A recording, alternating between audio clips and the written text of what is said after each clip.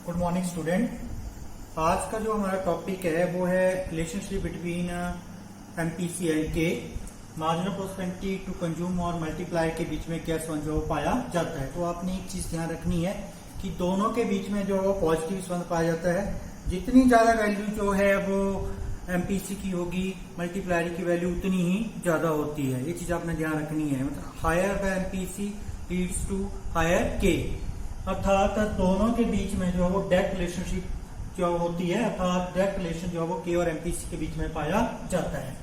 और हम एमपीसी से जो है वो के की वैल्यू को कैसे निकालते हैं, इसके लिए हम निम्न फॉर्मूला जो है यूज करते हैं। के इक्वल टू 1/1 माइनस एमपीसी। के यहाँ पर मल्टीप्लायर को व्यक्त करता है और एमपीसी जो मार्जिनल प्रोस्पेरिटी टू कंज्यूम जो है उसको व्यक्त करता है।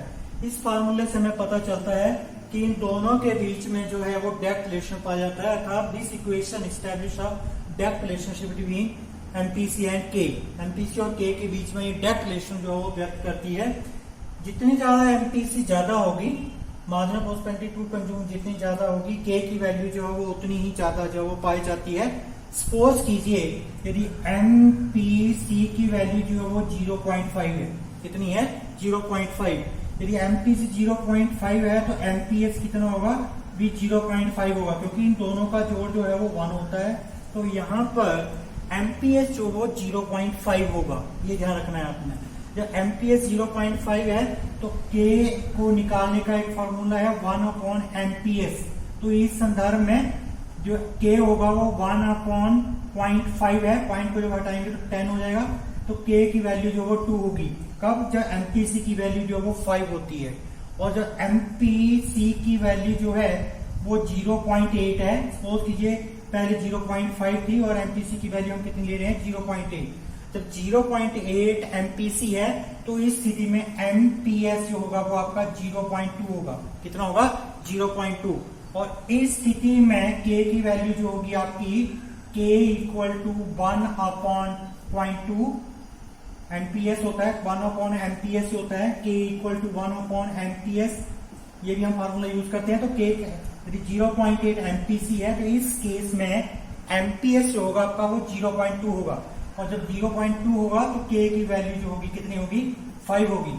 अर्थात इससे पता चलता है कि higher the value of MPC, MPC की वैल्यू जितनी ज्यादा होगी, के की वैल्यू जो वो उतनी ही ज्यादा जो वो पाई जाती है।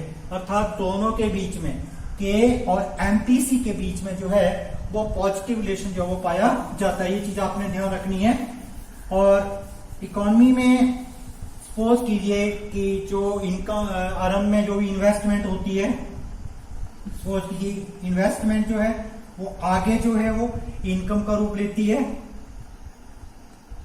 इन्वेस्टमेंट खर्च होने, सपोज कीजिए यहाँ पे इन्वेस्टमेंट जो है वो खर्च होती है। आय जो है उसका व्यय होता है। व्यय के बाद वो इनकम में कन्वर्ट हो जाता है। अर्थात ये प्रोसेस जो वो इकोनॉमी में चली रहती है। इसको समझने के लिए यहाँ पर जैसे मैंने यहाँ देख किया कि एडिशनल इन्वेस्टमेंट इकोनॉमी में डेल्टा आई होती है, तो उसके कारण इकोनॉमी में एक्सपेंडिचर भी बढ़ता है और धीरे धीरे उसके पश्चात इनकम जो है वो भी बढ़ेगी। अब इनकम जब वो बढ़ेगी तो इन फर्स्ट राउंड में हम ये मान के चलते हैं कि जो डेल्टा आई है, इन्वेस्टमेंट जो परिवर्तन होता है वो आय में परिवर्तन के बराबर होता है। ये ध्यान रखना आपने। आरंभ में फर्स्ट स्थिति में जब निवेश होता है तो आय में निवेश के बराबर होता है। और जब क्या होता है कि आय जो है फर्स्ट राउंड में, सपोज कीजिए कि डेल्टा आई आपके पास 100 करोड़ है, तो इस केस में डेल्टा वाई भी आपके पास 100 करोड़ सपोज कीजिए है। अब ये जो भाग है इकोनॉमी में डेल्टा वाई, ये फर्स्ट राउंड में डेल्टा वाई डेल्टा आई दोनों बराबर हैं, परंतु जब सेकंड राउंड में ये जाएगा तो ये जो है वो आय जो है वो 2 भागों में कन्वर्ट हो जाती है। अर्थात ये इसका कुछ पार्ट जो है वो कंजम्पशन में कन्वर्ट हो जाता है, जिसे डेल्टा सी के रूप में प्रकट कर सकते हैं हम। चेंज इन कंजम्पशन में चला जाएगा और कुछ पार्ट जो है वो सेविंग में चला जाएगा, डेल्टा एस चला जाएगा। अर्थात जो व्यक्ति उनके पास आय है, आय का कुछ भाग जो भोग के ऊपर खर्च हो जाएगा, कुछ भाग बचत के रूप में रख लिया जाएगा।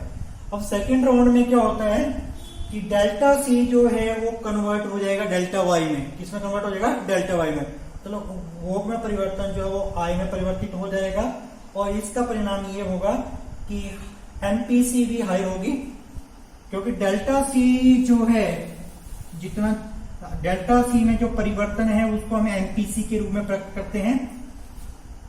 जितनी एमपीसी ज्यादा होगी डेल्टा सी भी उतना ही ज्यादा होगा।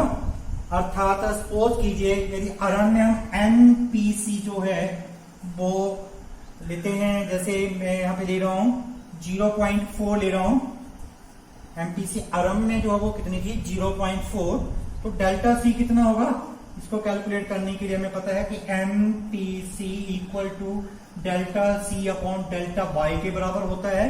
यदि 0.4 एमपीसी है, 0.4 एमपीसी है और डेल्टा सी हमें निकालना है, डेल्टा वाई 100 है, तो इस केस में डेल्टा सी जो होगा वो कितना होगा 0.4 इंटू 100 इक्वल टू 40, अर्थात भोग में परिवर्तन जो है वो 40 होगा। और यदि एमपीसी जो है सपोज कीजिए बढ़कर 0.6 हो जाती है, 0.6 हो जाती है, तो इस केस में जो डेल्टा सी होगा आपका equal to 0.6 into 100 equal to 60, अर्थात एमपीसी जितनी ज्यादा होगी डेल्टा सी भी उतना ही ज्यादा होगा, अर्थात उतना आय में उतना ही ज्यादा परिवर्तन जो होगा। एमपीसी जितनी ज्यादा होगी डेल्टा सी भी ज्यादा होगा, उसके परिणाम स्वरूप इनकम भी इतनी ज्यादा होगी। अर्थात ये यहाँ पे क्लियर होता है कि ये जो चक्कर है या सर्कल जो है वो इस तरीके से चलता रहेगा जब तक ये डेल्टा सी जो हो पूरी तरह समाप्त ना हो जाए।